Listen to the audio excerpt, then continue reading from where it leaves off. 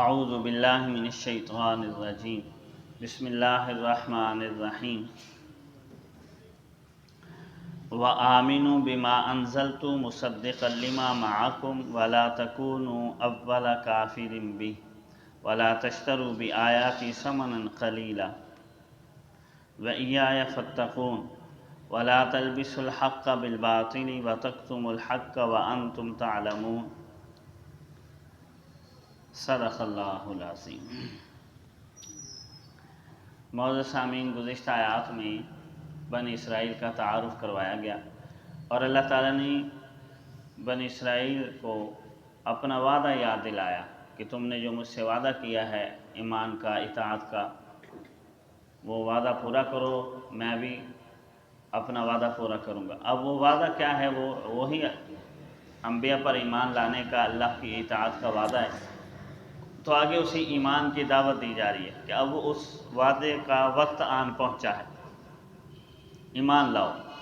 فرمایا وآمنوا بما انزلت مصدقا لما معکم، اور ایمان لاؤ اس چیز پر جو میں نے نازل کی ہے، مصدقا لما معکم، اور وہ وحی تصدیق کرتی ہے اس وحی کی جو تمہارے پاس ہے، یعنی قرآن کریم کے اوپر ایمان لاؤ۔ اور قرآن کریم کوئی نئی چیز نہیں ہے، بلکہ تمہارے پیغمبر کی بھی تصدیق کرنے والی ہے۔ اور یہ بات یاد رکھیں، جب تک قرآن گزشتہ کتابوں کو اٹیسٹڈ نہیں کرے گا وہ قابل اعتماد نہیں ہوں گی، قرآن کی تصدیق سے وہ قابل اعتماد بنے گی۔ جن گزشتہ کتابوں میں چونکہ تحریف ہو چکی ہے، تو اب قرآن کریم ان میں سے جن جن تعلیمات کی تصدیق کرے گا وہ قابل قبول ہیں، اور جہاں قرآن و سنت کی تصدیق نہیں ہوگی وہ قابل اعتماد نہیں۔ اور دوسری بات یہاں یہ بتائی جا رہی ہے کہ انبیاء علیہم السلام ایک دوسرے کی تائید اور تصدیق کرتے ہیں، اور وحی کی تعلیمات ملتی جلتی ہیں اصولی اعتبار سے، فروعی اعتبار سے اس میں اختلاف ہو سکتا ہے۔ نبی علیہ الصلوۃ والسلام کا فرمان ہے، ہم انبیاء کی جماعت علاتی بھائیوں کی مانند ہیں کہ جن کا والد ایک ہے، وامہاتہم شتیٰ، اور والدہ الگ الگ ہے، یعنی بنیاد تمام انبیاء کی وحی کی توحید پر، رسالت پر، عقیدہ آخرت پر ہے۔ آگے مسائل اور اعمال وہ مختلف ہو سکتے ہیں۔ مثال کے طور پر تمام شریعتوں میں یہ ہے کہ بندگی اللہ رب العزت کی کرنی ہے، اللہ کے علاوہ کوئی عبادت کے لائق نہیں۔ باقی کسی شریعت میں عبادت کے لیے 2 نمازیں مقرر ہیں، کسی میں 3 ہیں، کسی میں 5 ہیں، چاہے 5 پڑھیں، 2 پڑھیں، 3 پڑھیں، پڑھنی اللہ رب العزت کی ذات کے لیے، اس کے علاوہ کسی کی بندگی جائز نہیں۔ تو یہاں یہی ہے کہ یہ وحی بھی تمہاری کتاب کی تصدیق کرتی، ایمان لاؤ۔ اور ظاہری بات ہے اگر قرآن کریم پر ایمان نہیں لاتے تو ان کی کتاب کی بھی تصدیق نہیں ہوگی، کیونکہ ان کی کتاب میں بھی ہے کہ نبی آخر الزماں آئیں گے، ایک کتاب اللہ نے اور نازل کرنی ہے، تو وہ کتاب بھی پھر بااعتماد نہیں رہتی۔ دوسرا مطالبہ وَلَا تَكُونُوا أَوَّلَ كَافِرٍ بِهِ، اول اس کے منکر نہ بنو۔ قرآن کریم کے اولین مخاطب اگرچہ عرب تھے، لیکن یہود اہل کتاب ہونے کے ناطے ان سے کہا جا رہا ہے کہ تم اول اس کے منکر نہ بنو۔ تم اگر انکار کر دو گے تو تمہاری دیکھا دیکھی، کیونکہ تمہارا اثر و رسوخ ہے دینی اور دنیاوی اعتبار سے، تو دوسرے بھی منکر بنیں گے، تو اس کا وبال بھی تمہارے اوپر آ جائے۔ اور ایک اور بات یہاں یہ سمجھائی جا رہی ہے کہ کسی بھی چیز کا انسان اول واہلہ میں انکار نہ کر دے۔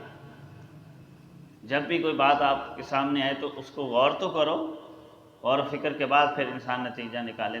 تو یہاں ان کو غور و فکر کی دعوت دی جا رہی ہے کہ ایسے ہی تعصب اور ضد میں انکار نہ کرو، غور و فکر کرو، اور غور و فکر جب انسان کرے گا، طرف دکھائے گا، تو اللہ رب العزت رشد و ہدایت کی راہیں کھول دیتے ہیں۔ وَلَا تَشْتَرُوا بِآيَاتِي ثَمَنًا قَلِيلًا، تیسرا حکم، یا تیسری خرابی ان کے اندر یہ تھی دنیا کی لالچ۔ تو فرمایا میری آیات کو دنیا کے چند ٹکوں کے بدلے میں مت بیچ دو، کہ دنیا کی منصب، دنیا کی لالچ، عہدے، اس لالچ میں میری آیات کو نہ بیچو۔ اور مطلب آیت طیبہ کا یہ ہے کہ دنیا چاہے ساری بھی انسان کو دے دی جائے، آخرت کے مقابلے میں تو اس کی کوئی حیثیت نہیں ہے، وہ متاع قلیل ہی ہے۔ تو مطلب یہ ہے کہ دنیا کو بچا کر آخرت کو خراب نہ کرو، اس دنیا کو چھوڑ دو اور آخرت اپنی بچاؤ۔ یہ مطلب نہیں ہے کہ زیادہ پیسوں میں قرآن کی آیات بیچ دو، کم پیسوں میں نہ بیچو، یہ مطلب نہیں ہے۔ مطلب اصل یہی ہے کہ دنیا کی لالچ، طمع، حرص و حوث کی وجہ سے میری آیات کا سودا نہ کرو۔ جو حکم اور جو احکامات اللہ تعالیٰ نے بتائے ہیں اس کے اوپر ایمان بھی لاؤ، عمل بھی کرو اور دوسروں کو بھی بتاؤ۔ وَإِيَّايَ فَاتَّقُونَ، اور میری ذات سے ہی ڈرو۔ جب تک انسان کے دل میں خوف الہی نہیں آئے گا، اللہ رب العزت کی عظمت نہیں آئے گی، تو انسان راہ راست پر نہیں آتا۔ اس کے بعد یہود کے اندر جو باطنی خرابیاں تھیں، تلبیس کی اور کتمان حق کی، اس کا بیان کیا جا رہا ہے کہ یہ کام نہ کرو۔ لا تلبسوا الحق بالباطل، ہمیں حق کو باطل کے ساتھ خلط ملط نہ کرو۔ تلبیس یہ ہوتی ہے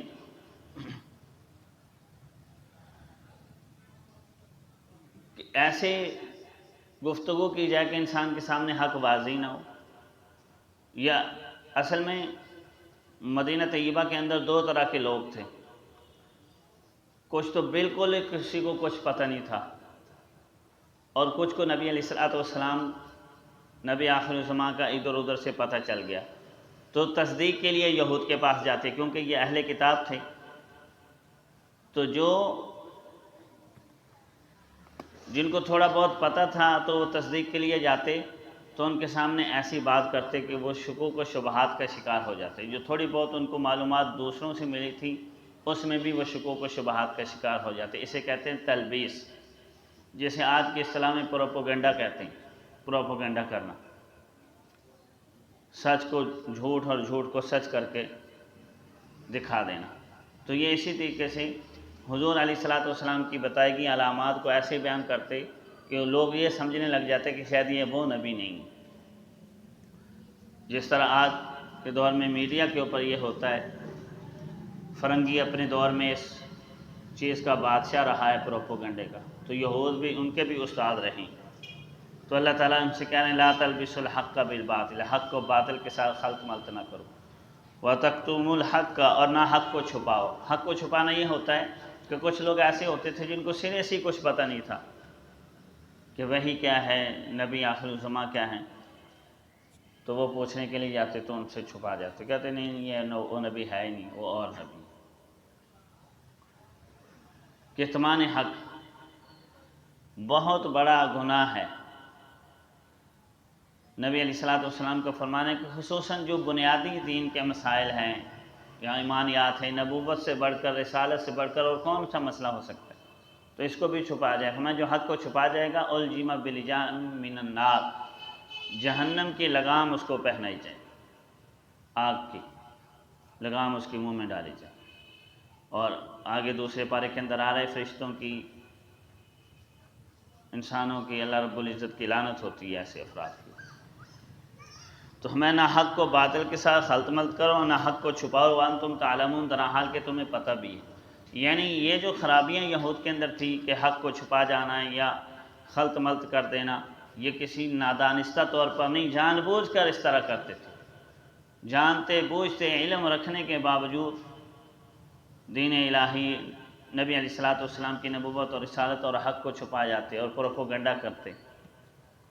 تو یہاں اللہ رب العزت ان کو اسی چیز کی تلقین کر رہے ہیں کہ اپنی خرابیاں دور کرو اور جو وعدے تم سے کیے گئے ہیں ان کو پورا کرو، اور بنیادی طور پر ایمان لا کر اپنے اہل کتاب ہونے کا ثبوت دو۔ اللہ رب العزت کی ذات ہمیں سیکھنے، سمجھنے اور عمل پیرا ہونے کی توفیق عطا فرمائے۔ آخر دعوانا الحمدللہ رب العالمین۔